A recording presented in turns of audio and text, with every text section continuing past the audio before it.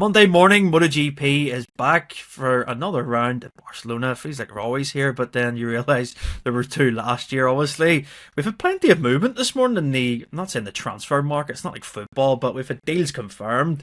Honda is the name, and they've got Johann, Zarco and Luca Marini confirmed for 26 and 27 for Zarco. So Marini's on a 1 year, Zarco's on a 2 year. And I think I said to you, Pete, I think I'm right in saying that officially Zarco's the first rider to have a 2027 contract.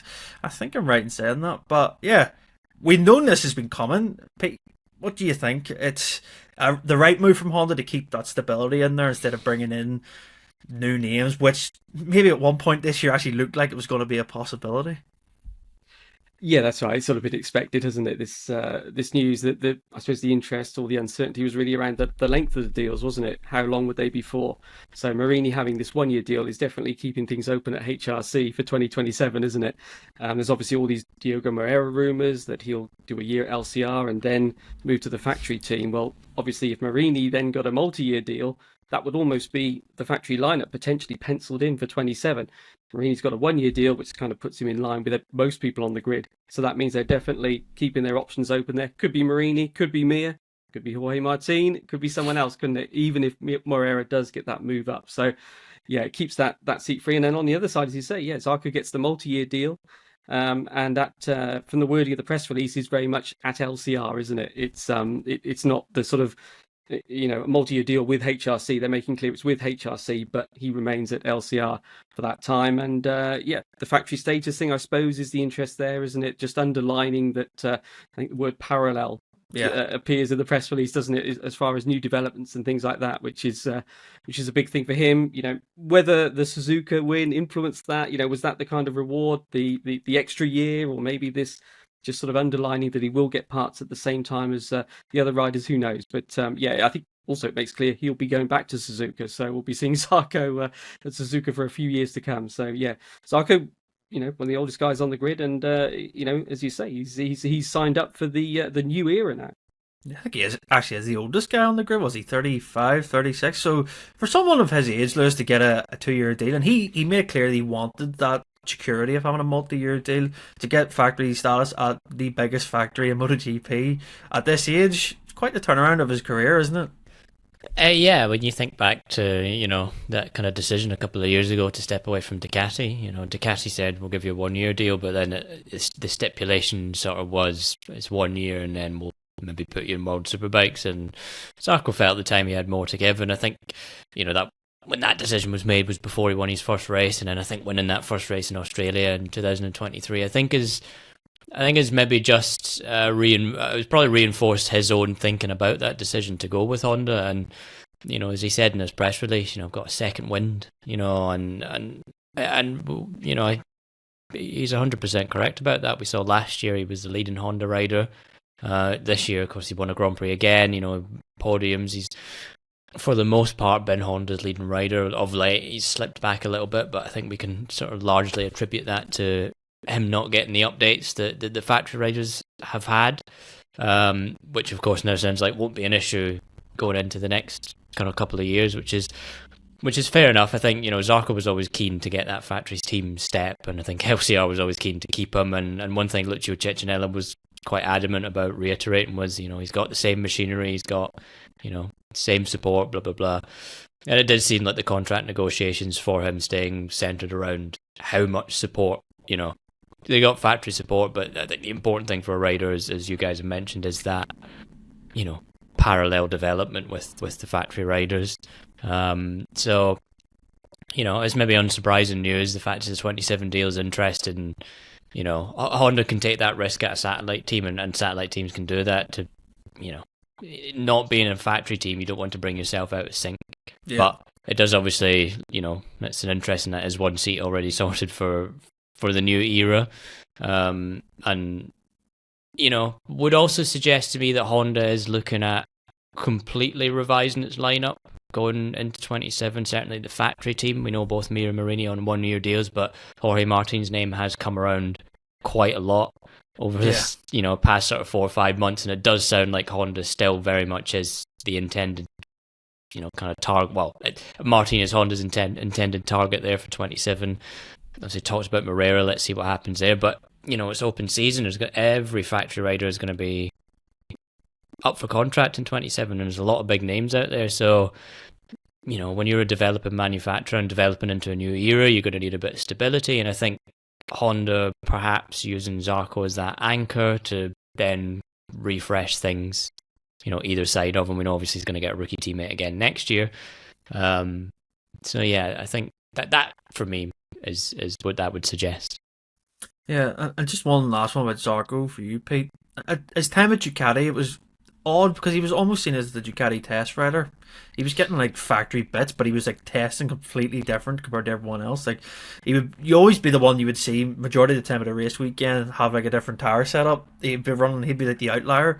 Or Honda looked at maybe the time that he's had there and went, if we sign him on a longer deal with new regulations coming up, and he could be our test guy as well because he's got a lot of experience with different machinery. And they looked at that angle thinking he's the safe hands we want to have in terms of this is we want to approve. He's a rider who can give the all clear on this.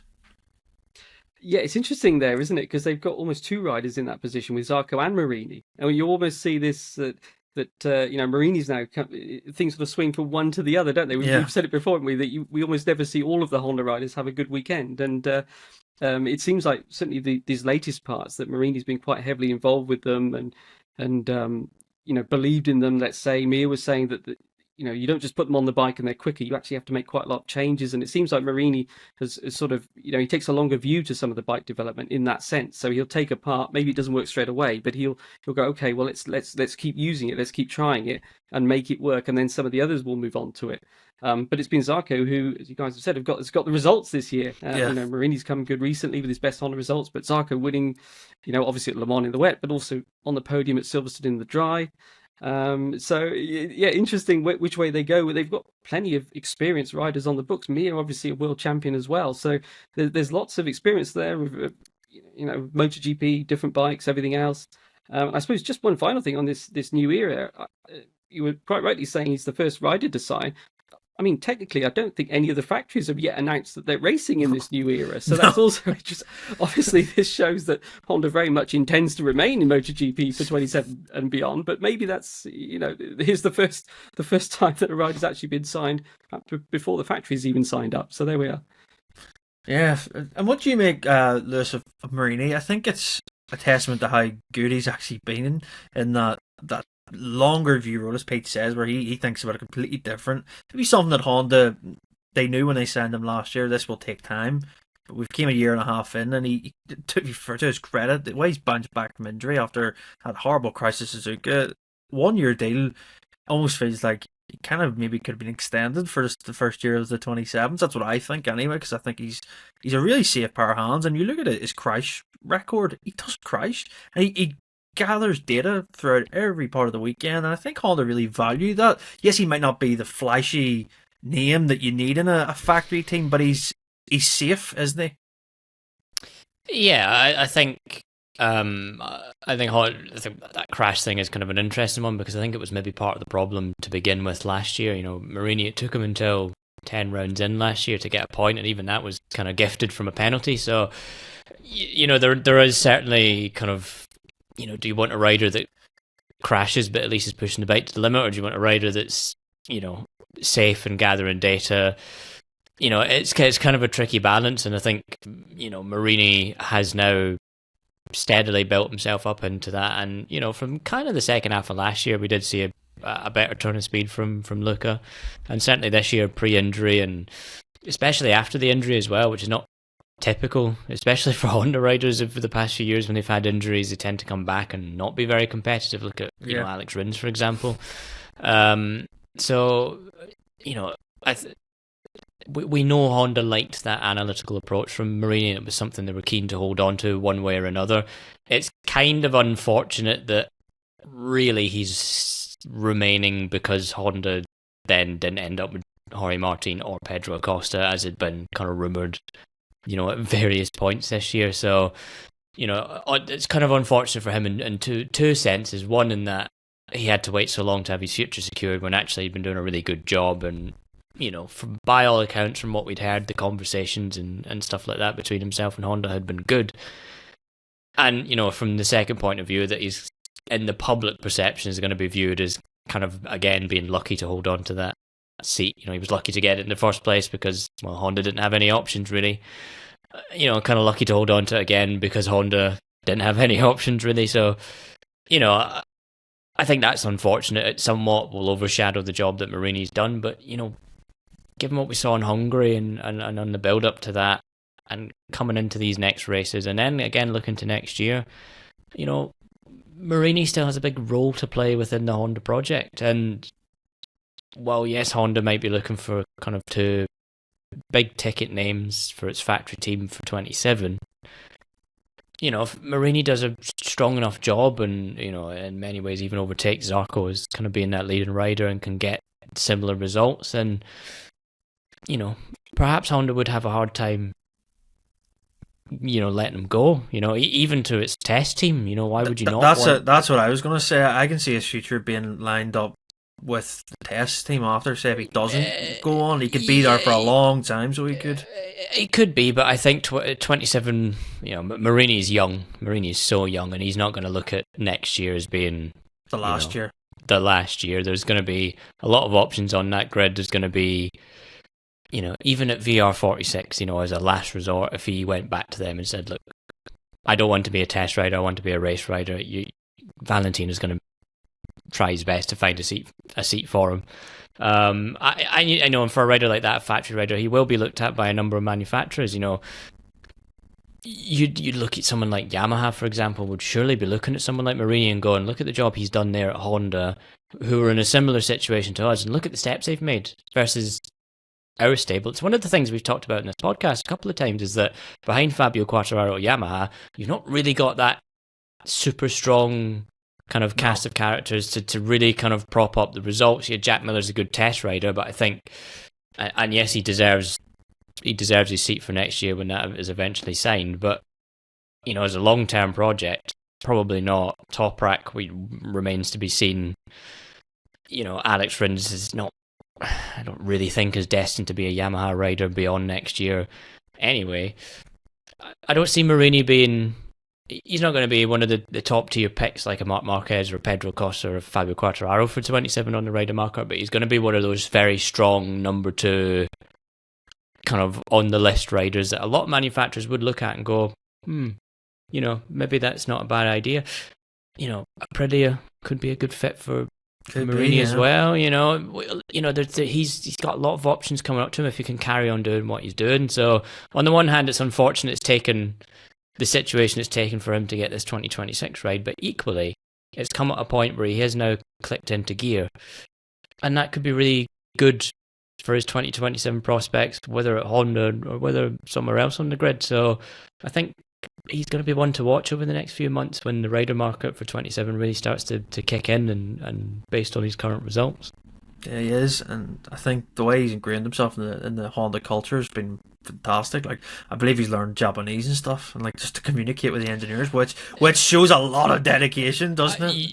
I think this is the one thing about Luca Marini that, again, it's kind of an unfortunate thing. A lot of people kind of view him as just sort of, he's Valentino Rossi's half brother, or he's pretty Italian, but he's one of, if not the most intelligent rider on that grid. He's very eloquent. He's great to speak to, so he is. He's a very eloquent speaker. He articulates things in a really, really good way. He doesn't, when he's angry about something, he doesn't just explode. He thinks about what he says, and that's obviously why Honda really, really admires him, because if you've got a rider that can articulate things in Italian, in English, even in Japanese, to all these engineers, that's exactly what you want. You don't. We've heard it before from people. We've had great riders, but their kind of feedback was not very useful because they couldn't articulate it in a way that made the most direct sense. That is a really rare asset. Let's be real about it, because I'm not being critical of the riders on the current grid, and this isn't taking aim at anyone, but these riders get so young and they start off so young, and therefore there isn't really very much time for them to kind of have a proper education and kind of absorb the world in a normal kind of healthy way and all that sort of thing, so that they're thrust into this spotlight. And so a lot of them come across as a bit dim and a bit silly and a bit empty-headed sometimes. It's kind of an unfortunate reality of this lifestyle. So for a manufacturer to find a rider that is as intelligent, as articulate, as thoughtful as someone like Luca Marini is really rare. And that is one, again, as well as his speed, is a very big asset that will help him, when it comes to contract negotiations in the future. Yeah, I think he's a good character. He's someone that a lot of factories, as you both said, it would really benefit from having. And I think that he's a good asset for Honda. And I can't wait to see what happens for the next year and a half. Maybe if his role changes and he's kind of built up, not saying enough confidence now with the Honda, but if we've seen last time in Balloton, if he can get a setup that he likes, he can start and it finished really well. He was very good last time out, so let's see what happens. And stick on the Japanese thing before we get into the preview of the Barcelona weekend, Pete. Finally have a date for the Yamaha V4 to make its debut. That's at Misano. That's what they announced last week, which maybe earlier than expected. We thought it would potentially be the Japanese Grand Prix, but we're going to get to see it over race weekends, and we'll then see it obviously on the test day with Quartararo trying it for the first time. Just to make that clear to everyone listening, it's Augusto Fernandez trying it out, and just him over the race weekend, and then Fabio and the other Yamaha riders. I don't know how many of them will get the chance to try it out on the test after the Grand Prix. Pete, what's your thoughts on this? I'm quite excited, to be fair. I wish it was their trackside because you'd be able to hear it and you'd be able to see it, but it'll look different. And I'm not going to say this to people. Do not expect this bike to be at the top of the timesheets because it's very much in testing mode still, isn't it? It is, yeah. But as you say, it's a good sign, for the bike to come out early. Let's remember, we haven't seen any official lap times from this bike yet, have we at all? So the first time, it seems, unless they do a quick private test before and suddenly release lap times, the first time we're actually going to know how fast this bike is FP1 at Misano when Augusto Fernandez gets on the track. So, but the fact they're entering the bike, and it was interesting, wasn't it, in the social media video that announced it, you could clearly see it had been edited in that part, hadn't it? Yeah, Actually said the date of the event. So again, that shows how this wasn't just off the cuff. This was all planned, and maybe there was another event planned, or certainly they thought we'll insert this bit once we're sure. So yeah, it's a good sign, because why would you enter something earlier than expected if you thought you had difficulties with it? But yeah, it's brave, isn't it? Because there's nowhere to hide, is there? Once the bike gets on track, you see the lap times and up against the full MotoGP field. We'll get to see where it is. Obviously, the official test at Monday will also have lap times, so we will know the lap times for Quartararo as well.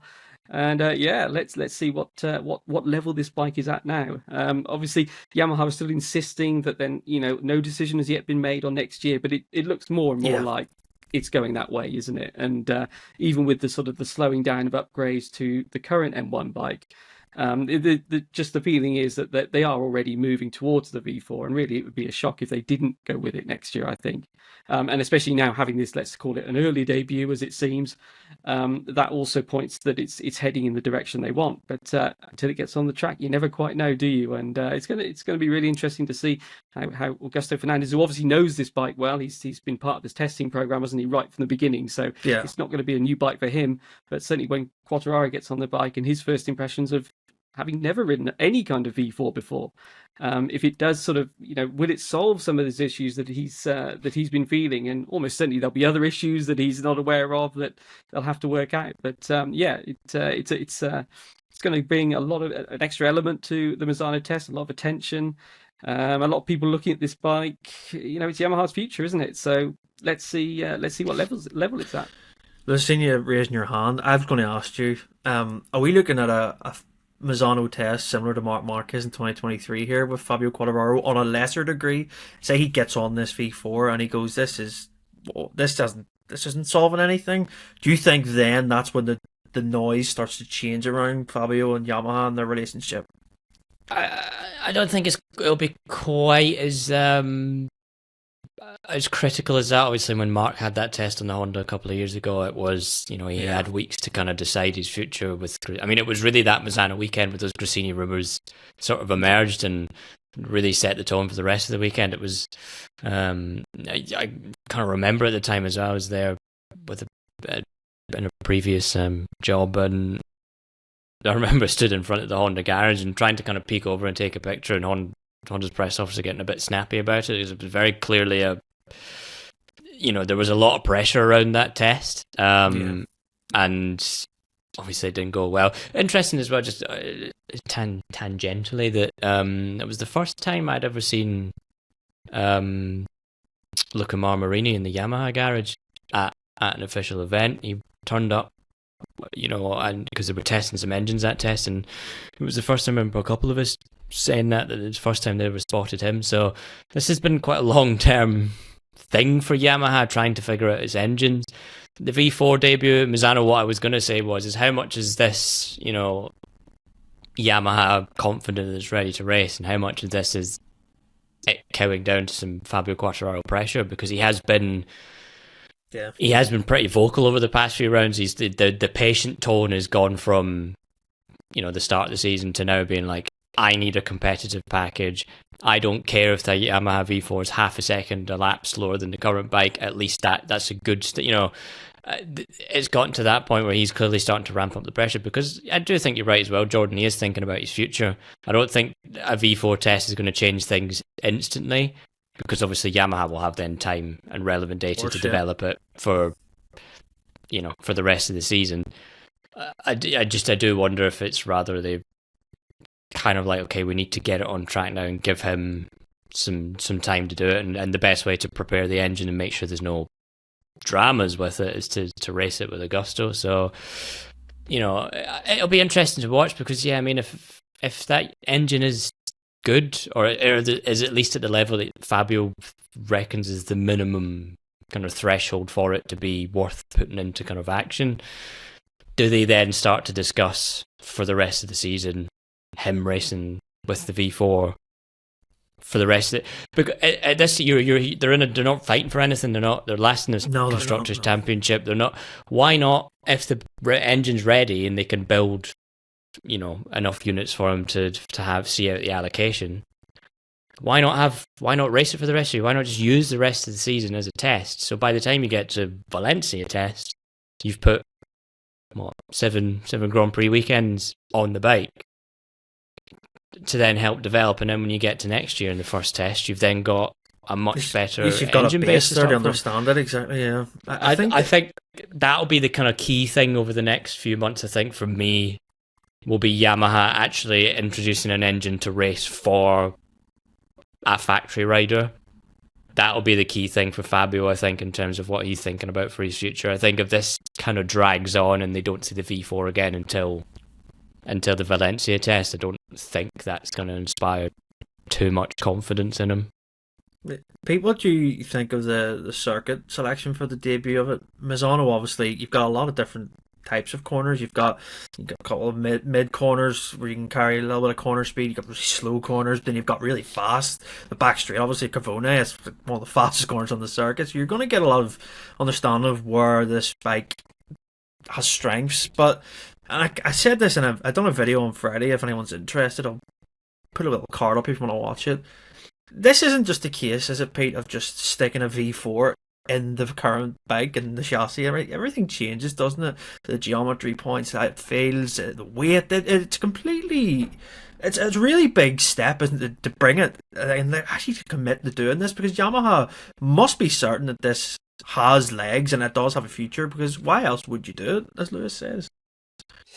Yeah, that's it. I mean, first impressions matter, don't they? And, they're going to want it to run certainly trouble-free. That's the first thing, isn't it? And we did it here, Augusto Fernandez saying previously that they've been quite cautious with releasing the engine updates, if you know what I mean, and raising the revs on it. So we don't know quite that was when he did his last wildcard, wasn't it? It was just before the summer break in Brno. They still hadn't got, let's say, the maximum power out of it. So whether they're now confident that they can run it at the sort of maximum levels or close to it, presumably that's the case. But that's going to be a big question mark over an engine. Obviously, it's got to stay together, especially in MotoGP these days, where engine changes. Yes, Yamaha can do more of them with concessions, but it's still limited. You can't be having engine issues every weekend. And as we saw with Aprilia, even the established manufacturers manufacturers can get problems. So, yeah, Misano's a track that they'll know well, isn't it? It's they test there privately a lot. They'll have a lot of data from it, and so I think they probably see it as quite a safe venue in that regard. They will have done tests with the bike there previously, so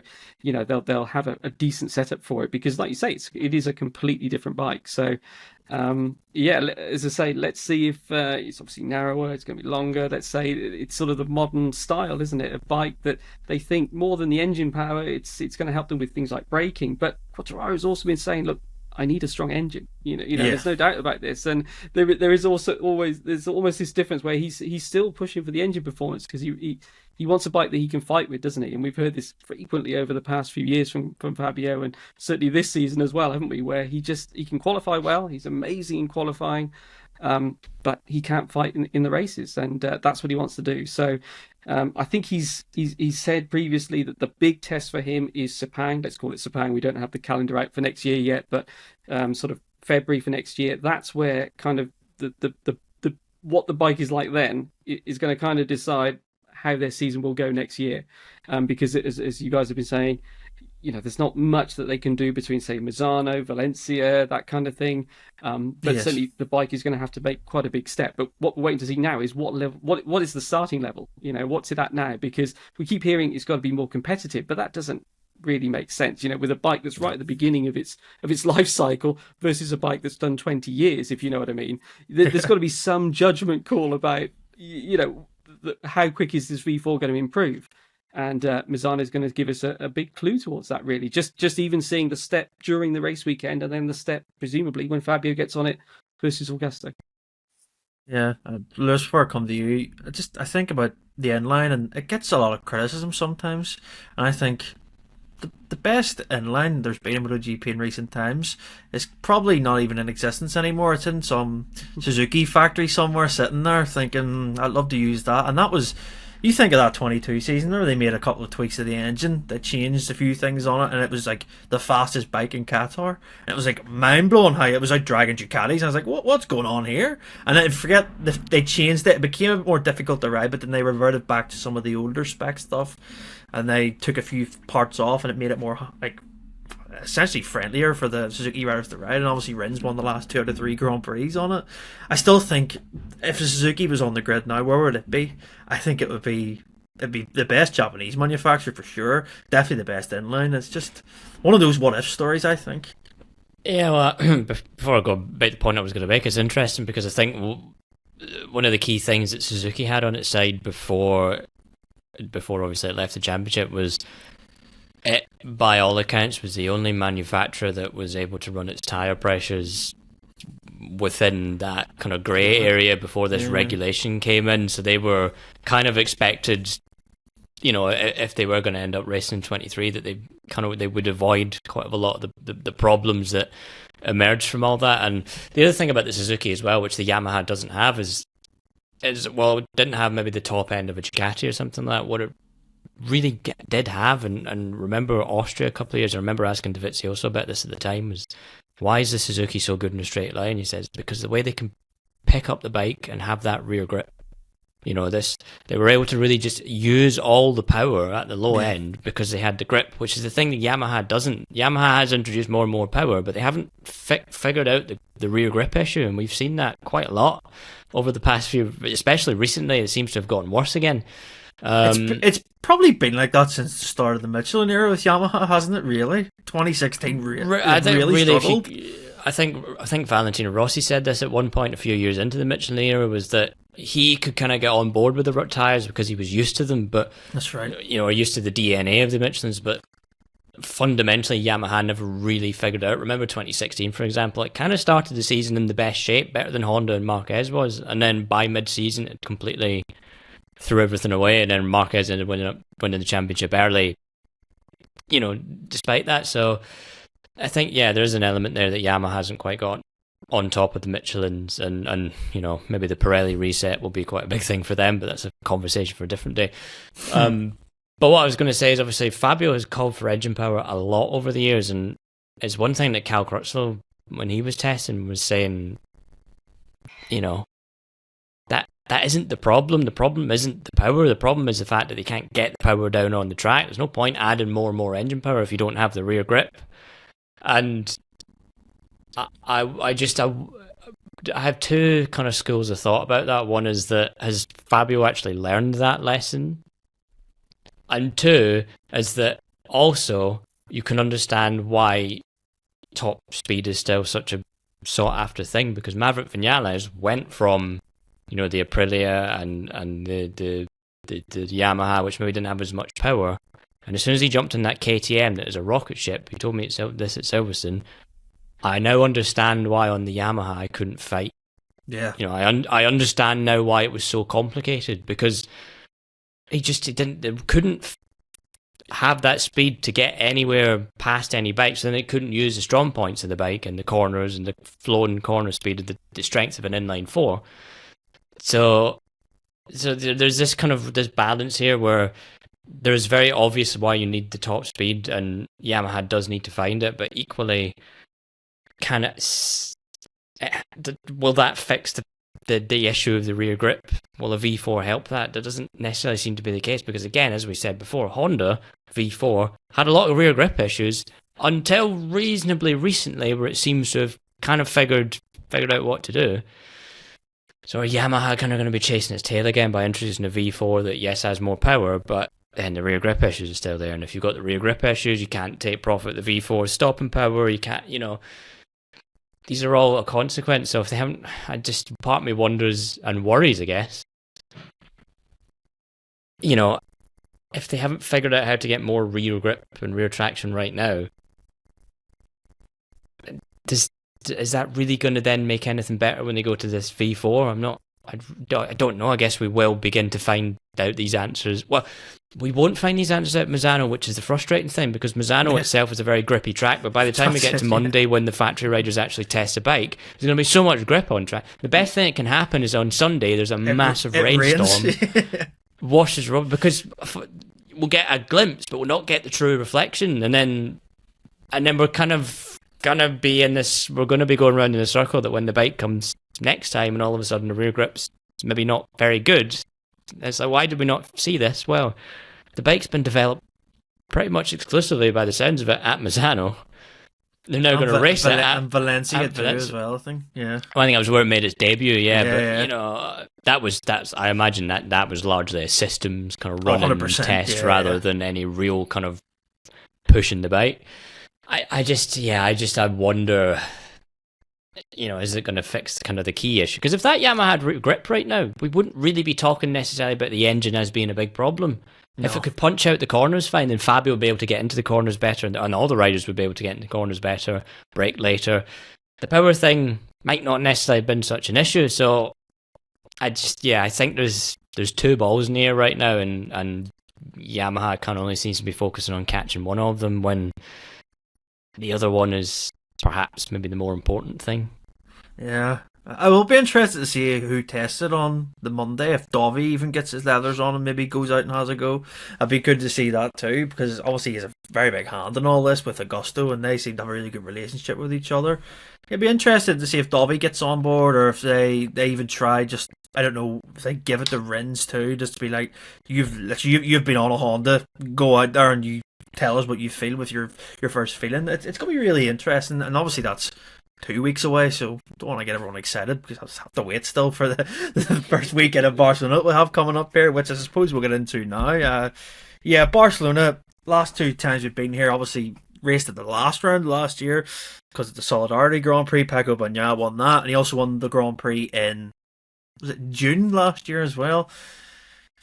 Now, I'm not starting with Paco's the favourite here, but he has gone pretty well, even though he did crash in the sprint last year in the lead on the last lap. That was a bit of a howler for him, but it's a circuit that he does like, and he's also had some massive scores around here too. I think at 23, for example. But this is the circuit that I know we're going to get to on Thursday, Pete, and it's going to be Marc Marquez in the press conference. Listen, I'm not the favourite around here. That's what he's going to say. And I'm going to call bullshit on it, because that race he had last year, the last round of the year on that GP23, we know we spoke to Frankie Carcetti, and he said the improvement that he had made from the June race to then in the right hand corners, how fast he was. He ran Pecco Bagnaia the whole way in that Grand Prix. I'm not buying any of this. He is obviously clearly the favourite going into here. And he has won in the past, 2014, 2019. Marquez is going to probably try and put it on his brother, being like, Alex, test it really fast around here. Look at this. But Mark surely is the favourite, isn't he? Yes, he is, isn't he? As you quite rightly say, that's what the rest of the field are going to be worried about, is that race that he did at the end of last year, where he made a big step, didn't he? Because the June race wasn't that great for him, was it? He did a good recovery ride, but he was 12th, I think, wasn't he, on the grid? He was on the grid. Yeah. I don't think he made Q2, and 13th he might have been actually. And then come that final race and a big step. So. Yeah, I think. I mean, look, he's on a run of 14 wins in a row, isn't he? He's clearly the guy to beat. It's a question of really how close the others might get to him. Will they get close enough to challenge him or put a bit of pressure on him? And who will be those guys that are closest to him? Isn't it? That's really the question. But I suppose Mark will highlight that he doesn't have the best record there at that track, but it's a home track. Let's not forget he's going to want to win there, and as you say, he hasn't won there for a long time. He's been ticking off circuits that he hasn't won at, hasn't he, so far this season, and he clearly starts as the guy to beat this weekend. And for Pecco, as you say, was that really clean sweep of everything last year. The only issue I think with Pecco is that we might be in a situation where, a bit like Austria, where he came in with another great record, where he sat there looking at the race times from last year, the lap times from last year, that might be quicker than the guys do this year. And he's thinking, well, what's going on? Why are we all going slower than last year? Why can't I go as quick as last year, which would put me up near Mark? We saw in Hungary, obviously, brand new track. He didn't have any of those distractions. And it says that they found something, or certainly they think they found a direction. And that's what we've got to see confirmed this weekend, isn't it? He needs to build. He needs to make 2 steps in a row that head in the right direction.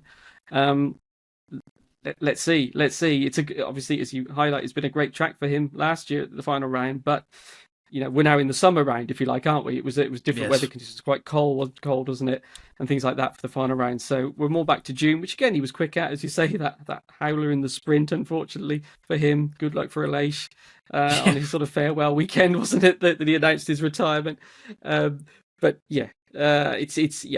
Mark is clearly, whatever he might say, the guy to beat this weekend. But there is hope for the others to be at least closer and make a bit of a fight for it. Let's hope.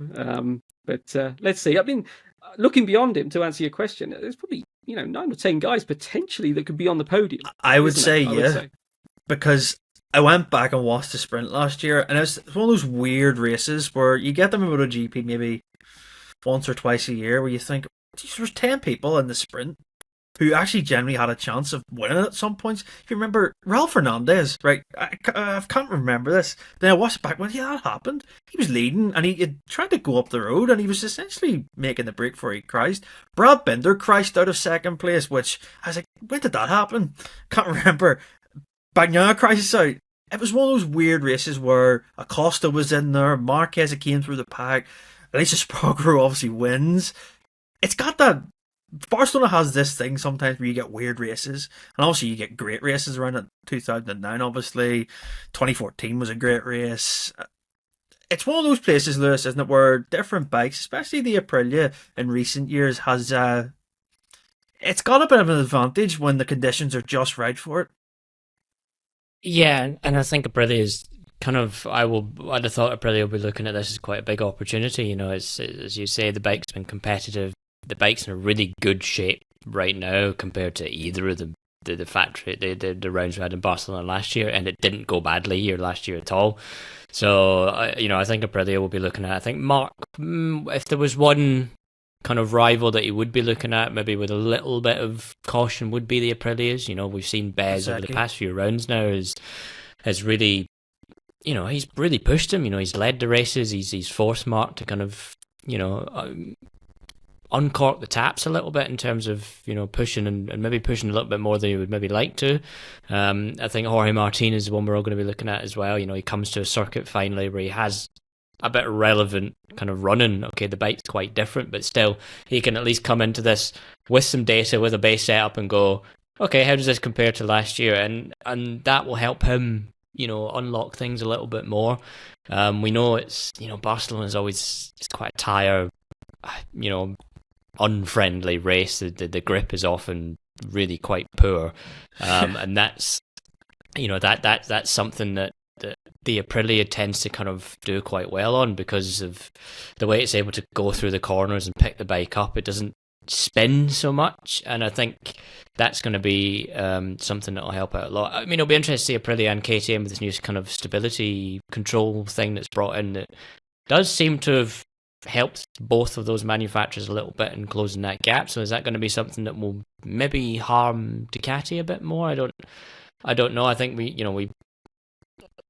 I think Friday will be quite an interesting day, and certainly in terms of Marc Marquez's weekend, because we have seen it at circuits he has struggled at. They had, I think Silverstone, the most recent example of Friday wasn't super, and it got a little bit better as the weekend get on, but it wasn't really a perfect weekend, and that could be something that repeats again. And given where he is in the championship now, and the total unnecessary risks he just doesn't have to take now. He doesn't need to do anything that would result in a crash and injury or whatever. Is that going to be something that means he is going to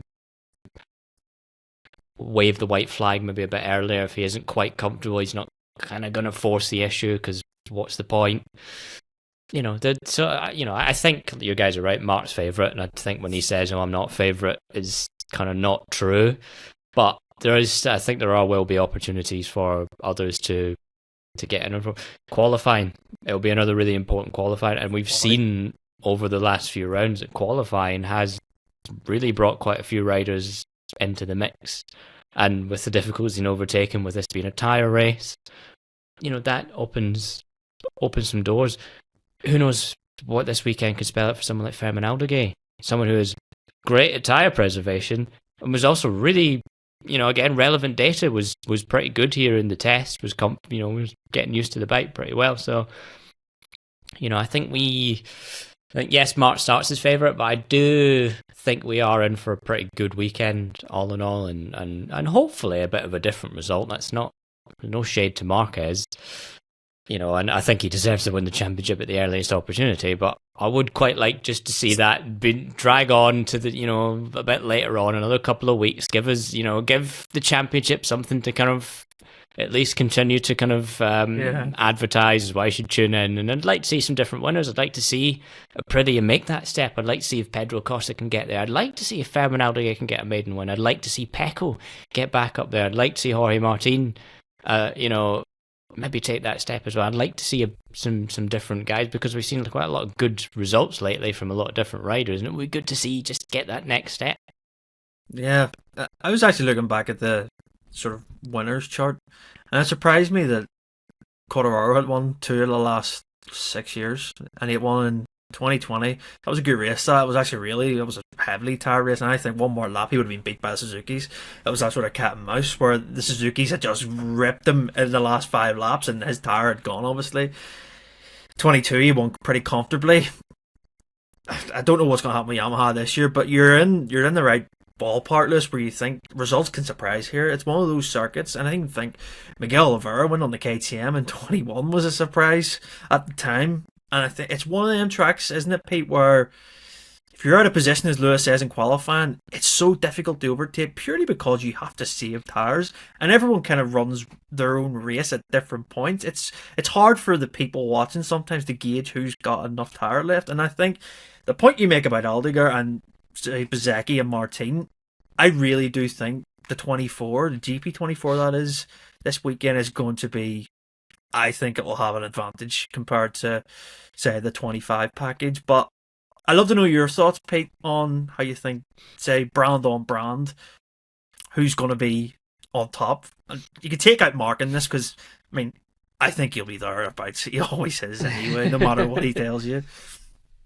Yeah, no, I think you're right there with the the tyre wear thing is a big deal, and with the other brands competitive as well. And you look at could there be an opportunity, which we haven't really seen in recent rounds, for someone to go with a different tyre choice, isn't it? Where it's just on that tipping point where, for example, maybe the Aprilias can run a softer tyre for the Grand Prix, or the opposite way, they can run a harder one. Something different to what the Ducatis run, and then that's when you really get a shake-up, isn't it? And that's, as you say, when you see the strategies of the different teams, people going fast at different points of the race, that really allows it. And we haven't really, most races so far, all the guys at the front have pretty much been on the same tyre, haven't they?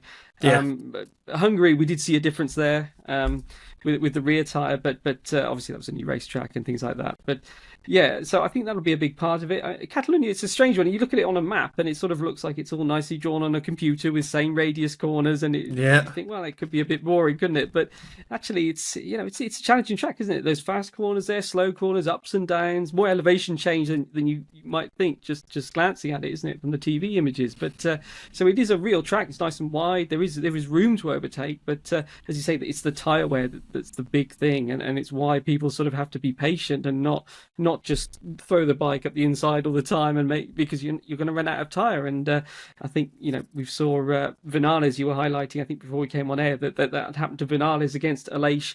Obviously, two guys on the same bike, and it ultimately decided the race in Aleix's favour a few years ago because he was able to just save the tyre a little bit more. So, you think about tyre saving. Obviously, Bastianini, who's he's had some bad luck in recent rounds, but potentially he could come back into things. Quite rightly, you guys mentioned Fermin Aldeguer. He seems to almost be the new Bastianini, doesn't he, on the satellite Ducati? It hasn't quite worked out for him, but his late race pace has been incredible. So again, depends on what tyre choice they go with, that kind of thing. But I think, like as you guys say, the potential is there for a bit of a mix up this weekend. Let's hope so. Because Marc's had it all his own way, and may the best man win. But let's hope that the best man has to fight a bit harder, maybe. Yeah. We'll finish off on the predictions. So, I don't know if you remember, we did an article in the summer where I think one of the questions was who's going to win instead of Marquez. Essentially, when's the next person? Who's it going to be? I actually put down Alex Marquez at Barcelona. I think I'm going to stick with this, right? Because Alex has came under a bit of criticism, and maybe rightly so. His last 3-4 rounds have been pretty bad compared to where they were at the start of the year. I don't know if it holds much weight that he tested this 24 here for the first time at Barcelona, and he loved it. He was fastest in the test in the winter time. And I wonder if he's thinking, I'm getting criticised. People think I'm just giving this title to Marc. Let me stick 2 fingers up at him and win at my home race, and maybe we get something. I think Alex Marquez is going to win the Grand Prix, personally. I think that 24, we've seen it at Silverstone, the tyre advantage it had. And I think at certain rounds, it just goes into a window where, even at Austria, it was the best bike to be on with Aldeguer.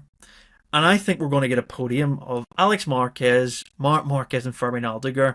I think that'll be a Grand Prix podium, but order-wise, it's changing in my head, because you can think of so many different scenarios, and how Marquez, he's great with his rear tyre preservation. He was even great last year in the June race, where he actually had to hold off his Laces Spargaro in the last few laps, and he looked like he was cooked, but he somehow made it work.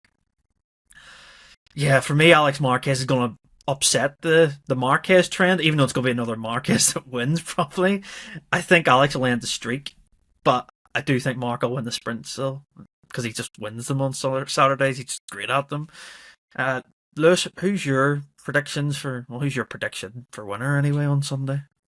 I will try and go a bit different. Whether I believe it or not, I'm not sure, but I'm sure the listeners are quite bored of predicting if I say no, it's going to be Marc all the time. And and frankly, I'm also just a little bit bored of the same results because and it's not against Marquez. It's as a writer and a journalist, there's only so many things you can write about the same person doing such a brilliant job, and I'd like to write some different things. So I think in terms of sprint, I think, I do subscribe to your school of thought there, Jordan, about Alex Marquez, and I do think we might go back to that early season kind of sprint form that Alex had, and I think definitely for the sprint, I think him versus Marc, kind of a Silverstone situation, and I think he'll come out on top on that one. I think Grand Prix wise, if it is a hot week, I haven't seen the weather forecast, so this I think it's meant to be totally redundant. It's meant to be good, so it is. It's going to be fine. if it's going to be warm weather and we're going to have low grip and it is going to be pretty punishing on the tyres, then, obviously we are here a bit later, so let's see. But even then, it's always quite a hard race on tyres.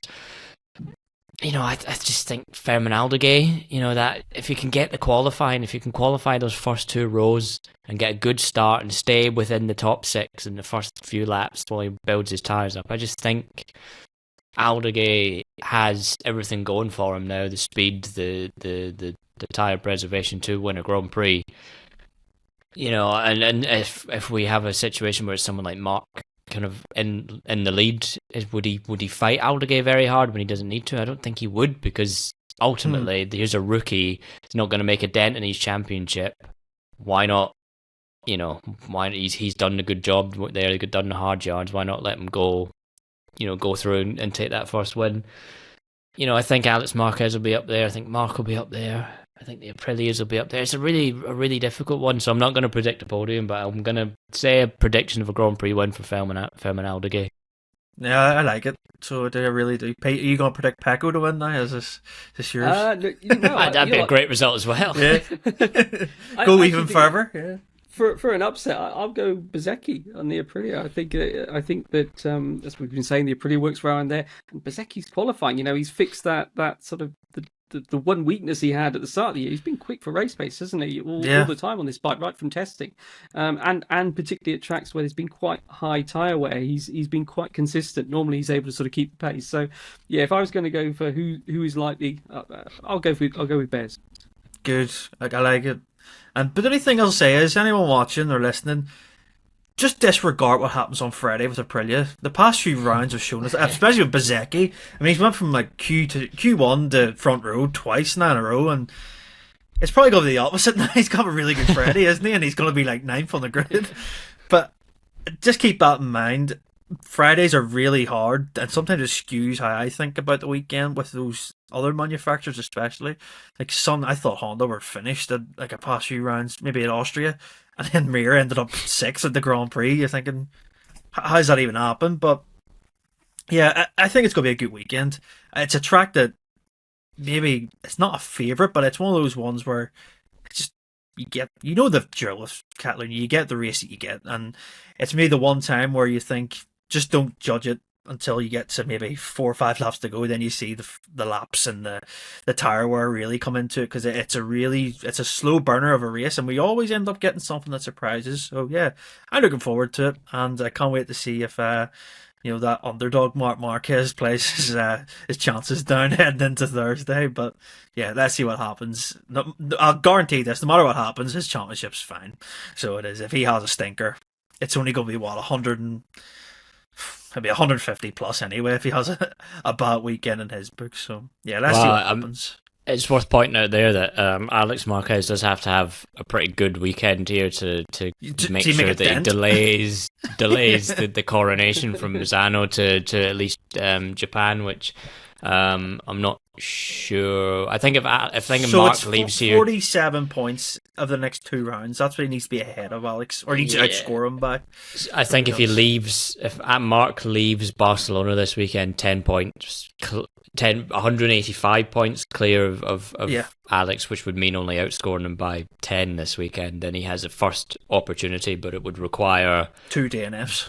It would require 2 DNFs for Alex and then 2 wins for Marc, which isn't out of the question, but does make it just that bit harder. So yeah, let's see. I mean, personally, I would like to see the championship just go on kind of as long as possible, really, just for the sake of MotoGP being able to kind of, advertise something. Well, and I suppose if we go back to Marc, was it 2014 when he had that, one, was it 10 in a row, and then he wasn't on the podium. So, right. If it does follow that format, then when the run does end, it might end not with the second place, but maybe not even with the podium. So I know everyone as well is like, Misano, Rossi's backyard, blah blah blah. I think actually it would be more poignant if it was won in Japan, given that obviously it was really that weekend where the decision was made. He finished on the podium in the Grand Prix, in the wet Grand Prix, and then a couple of days later informed Honda that he was leaving. So it'd be a nice kind of full circle moment, to kind of to wrap that one up there. I think for the symbolism. I like symbolism in sports, so it'd be good for it to happen there